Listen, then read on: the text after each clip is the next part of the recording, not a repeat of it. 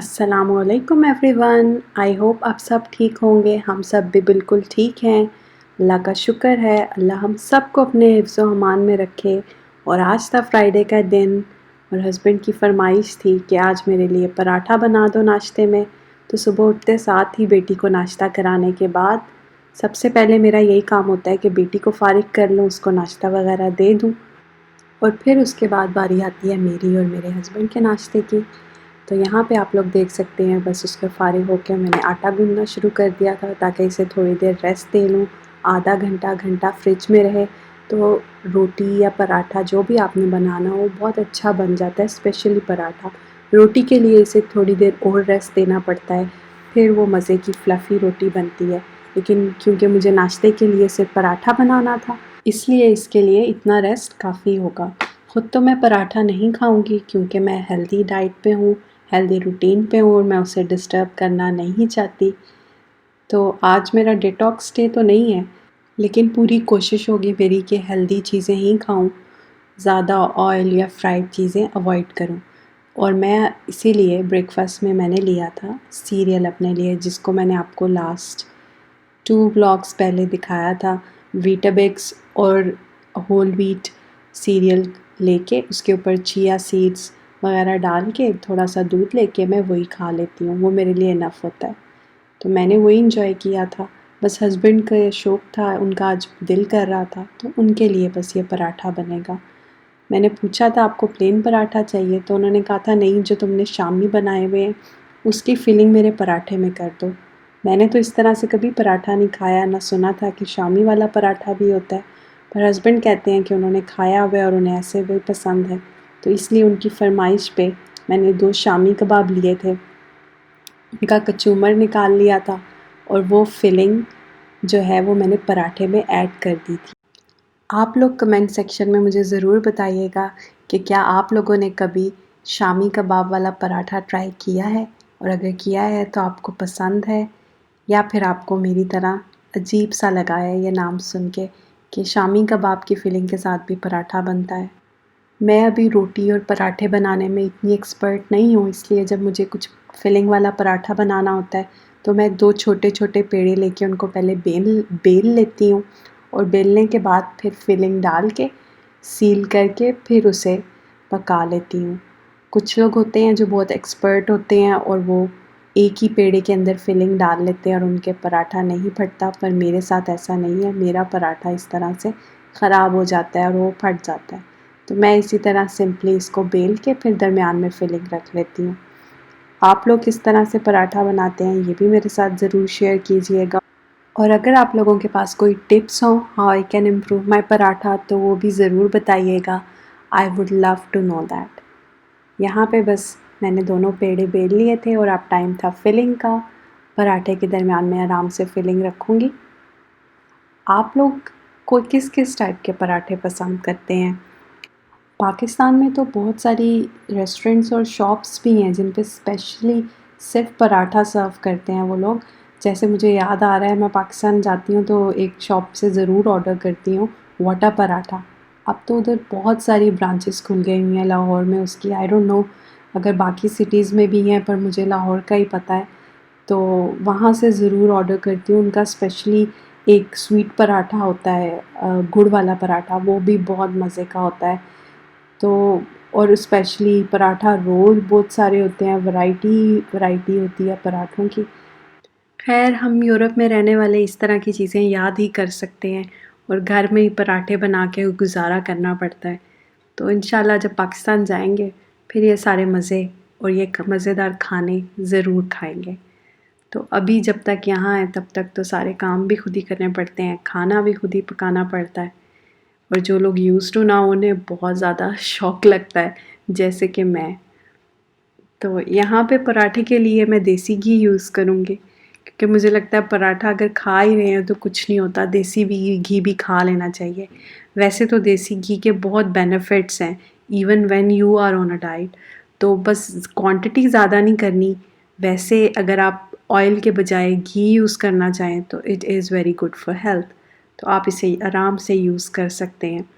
कुछ लोगों को मसला होता है देसी घी की स्मेल से, लेकिन हमारे घर में इस तरह का कोई नहीं है जिससे देसी घी से इशू हो। तो रमज़ान में भी जब मैं पराठा बनाती हूँ अपने लिए, अपने हस्बैंड के लिए, तो तब देसी घी ही हम यूज़ करते हैं। ऑयल वगैरह से अजीब सा मुझे लगता है टेस्ट उसका पराठे के साथ। तो यहाँ पे मेरा पराठा क्रिस्पी सा रेडी हो गया था। पहले एक साइड पका के फिर दूसरी साइड पका के फिर उसके बाद अगर उसके ऊपर देसी घी लगाएं तो ज़्यादा क्रिस्पी बनता है, रेदर देन अगर आप फर्स्ट ट्राई के अंदर ही उसे घी के अंदर फ्राई करें या बनाएं। तो इसलिए आप लोग भी ये टिप ज़रूर ट्राई कीजिएगा। हालांकि मैं मेंटली प्रिपेयर्ड होके आई थी कि मुझे यहाँ आके सारे काम खुद करने पड़ेंगे, फिर जब करने पड़ते हैं फिर बहुत अजीब सी फीलिंग आती है कि ये किस तरह की लाइफ हो गई है। लोगों की लाइफ में ये चेंज यूजुअली शादी के बाद आता है, लेकिन मेरा ऐसा नहीं था। I was still in my comfort zone after marriage. लेकिन अब यहाँ आके मुझे फ़ील होता है कि यार ये तो बहुत काम करना पड़ता है। लेकिन with time I think I will get used to it. अभी सब कुछ नया नया है और स्पेशली जब हम यहाँ पे मूव हुए हैं उसी टाइम कोरोना वाली सिचुएशन बहुत ख़राब हो गई। उसकी वजह से सारा टाइम घर और घर के काम उसमें बहुत दिमाग ख़राब हो गया है। इसीलिए उस सब से एस्केप करने के लिए आई थॉट कि चलो ऐसा करते हैं कि यूट्यूब पे व्लॉगिंग शुरू करती हूँ। It will give me some escape from this. तो इसीलिए मैंने व्लॉग्स बनाना शुरू किए। और पराठा मैंने बना लिया था, उसको कट करके हस्बैंड को दे चुकी थी। और ये था दोपहर का टाइम। दोपहर में मैंने सोचा कि आज मैं बनाती हूँ mutton keema. And this is the quickest way that I know of to make it. बस आप एक ब्लेंडर के अंदर मिक्सर ब्लेंडर, ये व्हाटएवर यू कॉल इट, तो इसके अंदर आप लोग पहले प्याज डाल लें, प्याज को चॉप कर लें या ब्लेंड कर लें। उसके बाद मैंने इसके अंदर डाल दिए थे टमाटर 2 अदद। उसे अच्छी तरह ब्लेंड करके प्यूरे बना लेंगे। और यहाँ पे बस प्रेशर कुकर के अंदर वो जो प्यूरे था वो डाला। और मेरे पास फ्रोज़न कीमा था, इसीलिए आपको कह रही हूँ क्विकेस्ट वे है, क्योंकि अगर आपको पता हो पहले आपने बनाना है तो आप फ्रीज़र में से अपना कीमा निकाल सकते हैं। पर मेरे पास यहाँ पे फ्रोज़न ही था, मैंने फ्रोज़न ही उसके अंदर डाल लूँगी सिंपली। और नमक, मिर्चें, करी पाउडर और थोड़ा सा मैंने अचार गोश्त वाला जो शान का मसाला होता है उसका 1 चम्मच डाल लिया था। उससे एक बहुत मज़े का फ्लेवर आ जाता है। और वहाँ पे मैंने कुकर चला दिया था फॉर अबाउट 15 टू 20 मिनट्स। और यहाँ पे मैंने ले लिए थे थोड़े से आलू, क्योंकि मुझे ख़्याल आया था अगर आलू डाल दूँगी तो वो बेटी मेरे बहुत शौक़ से खा लेती है। 15-20 मिनट में हमारा जो कीमा है वो गल जाएगा कुकर के अंदर। तो बस उसे खोलेंगे और अगर थोड़ा सा पानी रहता होगा उसे खुश करेंगे, भून लेंगे।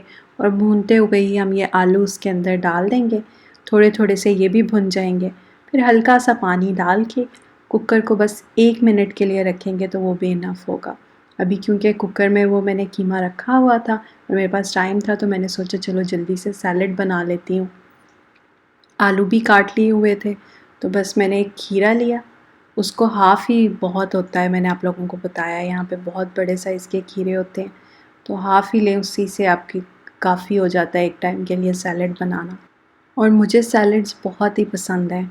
आप लोग मुझे ज़रूर बताएं कमेंट्स में कि आप लोगों को सैलेड पसंद है या नहीं। I can live on salads. मेरा खाना सैलेड के बगैर कंप्लीट ही नहीं होता। और मेरी बेटी अभी माशाल्लाह 2 साल की होने वाली है, लेकिन उसे भी खीरा बहुत पसंद है। वैसे वो बहुत पिकी है खाने के मामले में, बहुत तंग करती है। She is one of those kids. तो मैं तो सोचती हूँ ऐसे भी बच्चे होते हैं जो खुद खाना खा लेते हैं बगैर कोई फस किए, लेकिन मेरी बेटी बहुत चूज़ी है। तो लेकिन सैलेड के मामले में बहुत अच्छी है। खीरा उसे भी बहुत पसंद है। यहाँ पे उसी के लिए मैंने पील करके तो छोटे छोटे साइज़ के अंदर खीरा काट के रख लिया था ताकि मैं उसे खिला दूँगी। और अपने लिए और अपने हस्बैंड के लिए मैं इसे बस स्लाइस कर लूँगी सिंपली। किसी दिन मैं अपने मोस्ट फेवरेट सैलेड्स के लिए भी एक व्लॉग ज़रूर बनाऊँगी फुली डेडिकेटेड, जिसके अंदर मैं आपको डिफरेंट टाइप्स के सैलेड बनाना सिखाऊँगी। अगर आप लोग भी इंजॉय करते हैं तो वो वीडियो ज़रूर देखिएगा और कमेंट बॉक्स में मुझे ज़रूर बताएं कि मैं ये वीडियो बनाऊँ या फिर नहीं। और सैलेड्स तो हम सबको पता है हमारी हेल्थ के लिए बहुत अच्छे होते हैं। अगर आप लोगों ने इसे अपनी डाइट में नहीं लेते तो ज़रूर लें। एक तो ये फिलिंग होता है, आप लोग खाना कम खाते हैं, इसी वजह से आपका वेट भी इतना नहीं बढ़ता। और इसके हेल्थ बेनिफिट्स भी बहुत ज़्यादा हैं। यहाँ पे मैंने अपना सैलेड बना लिया था, बस खीरे, टमाटर, थोड़ा सा नींबू लिया था ऊपर डालने के लिए सालन के। हरी मिर्च काट के साइड पे रख ली थी, अंदर नहीं डाली थी क्योंकि मैंने अपनी बेटी को भी खिलाना था तो मिर्चें उसके लिए ज़्यादा हो जानी थी, तो इस वजह से वो निकाल के मैंने साइड पे रख लिए थे ताकि जिसने डालना होगा वो ऊपर से स्प्रिंकल कर लेगा।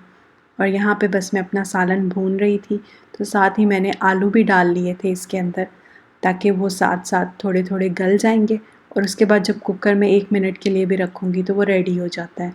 और यही थी मेरी क्विक रेसिपी, बहुत जल्दी बन जाती है, आधा घंटा भी नहीं लगता और आपका आलू कीमा रेडी हो जाता है। अगर आपने आलू ना डालने हो तो वो इससे भी थोड़ा जल्दी हो जाता है क्योंकि वो कटिंग वगैरह भी नहीं करनी पड़ती और ना उसे एक्स्ट्रा रखना पड़ता है। यहाँ पे मैंने अपने सालन के अंदर कोई भी ऑयल नहीं डाला था क्योंकि of course I told you guys कि I am trying to eat healthy, तो ऑयल मैंने बिल्कुल नहीं डाला था, तो थोड़ा बहुत निकला था वो इसी कीमे के अंदर से निकला था। मुझे पता है कि ऑयल से सालन की शक्ल बहुत अच्छी लगती है और हम लोगों के कल्चर में या जहाँ हम रहते हैं वहाँ पे सालन की शक्ल तभी अच्छी लगती है जब उसके अंदर ऑयल तैर रहा हो, लेकिन जब आपने वेट लूज़ करना हो तब आप वो नहीं अफोर्ड कर सकते इतना ऑयल डालना। और यहाँ पे बस मैंने और साथ ही मैंने रोटी बनाना स्टार्ट कर दी थी। अब मुझे बहुत खुशी होती है जब मेरी रोटी फूलती है। पहले मेरी बहुत बुरी और सख्त रोटी बनती थी और गोल भी नहीं होती थी, पर अब मेरा ख़्याल है I have improved a lot and learn a lot, तो अब बहुत मज़े की बनती है और फ्लफ़ी और सॉफ्ट सारा कुछ। तो यहाँ पे आप देख सकते हैं मैंने जो पहली रोटी बनाई थी वो भी इतने मज़े की फुल फ्लफ़ी हो गई थी और इसे निकाल के मैं नैपकिन में रखूँगी। पराठा बनाना मुझे बहुत आसान लगा था पर रोटी की वजह से मुझे बहुत मुश्किल हुई थी। अब तो बहुत इम्प्रूव हो गई हुई है और ऑलमोस्ट परफेक्ट बनती है, but I think there is always room for improvement. तो शायद आफ्टर फ्यू ईयर्स मैं ये कहूँ कि नहीं अब परफेक्ट है, इसलिए I don't want to say that. पर ज़िंदगी तो नाम ही सीखने का है। With time, with new experiences आप बहुत कुछ सीखते हो जो आपने पहले नहीं किया होता है और ऐसे ही होना चाहिए लाइफ में। आप एक ही जगह स्टक नहीं रह सकते कि ये नई चीज़ मैं नहीं ट्राई करूँगा या मैं क्यों करूँ। जो भी आपके हालात और वाक़यात होते हैं उसके साथ आपको एडजस्ट होना पड़ता है और सीखना पड़ता है। यही चीज़ आपके लिए भी अच्छी होती है और आपके जो इर्द-गिर्द लोग हैं उनके लिए भी। स्टबर्न होना किसी के लिए भी बेनिफिशियल नहीं होता। तो जैसे आपके हालात हों, जहाँ पे हो आप उसके अकॉर्डिंग एडजस्ट करो और चीज़ें सीखो और चीज़ें को सीखने में एंजॉय करो। उसको इस तरह से मत लो कि ये मेरे पे मुसीबत आ गई है या ये क्यों करूँ, उसे as a new experience enjoy करो। जब एंजॉय करोगे तो फिर उस तरह की बोरियत या मुसीबत नहीं लगती कि हमारे पे क्या आ गई है। तो बस एज़ अ एक्सपीरियंस इसे एंजॉय करें, पता नहीं आगे लाइफ में आपने क्या क्या करना है, क्या क्या देखना है। तो हर चीज़ को एज़ अ न्यू एक्सपीरियंस अच्छी पॉजिटिव वाइब्स के साथ सीखा करें और मैं भी यही चीज़ ट्राई करती हूँ। बस यहीं तक था मेरा आज का व्लॉग। अगर आप लोगों को अच्छा लगा हो तो प्लीज़ लाइक ज़रूर कीजिएगा और subscribe to my channel and leave a comment. I would love to reply back to you guys. और यहाँ पे मैंने अपनी प्लेट बना ली थी, थोड़ा सा अचार लिया था, ग्रीन चटनी, सैलेड और सालन डाल के मैंने अपनी रोटी के साथ इसे बहुत इन्जॉय किया था। आप लोग भी इस रेसिपी से आलू कीमा बनाना ज़रूर ट्राई कीजिएगा और मुझे बताइएगा कि कितना जल्दी बना। Thank you guys for watching my video. See in the next vlog. अल्लाह हाफ़िज़।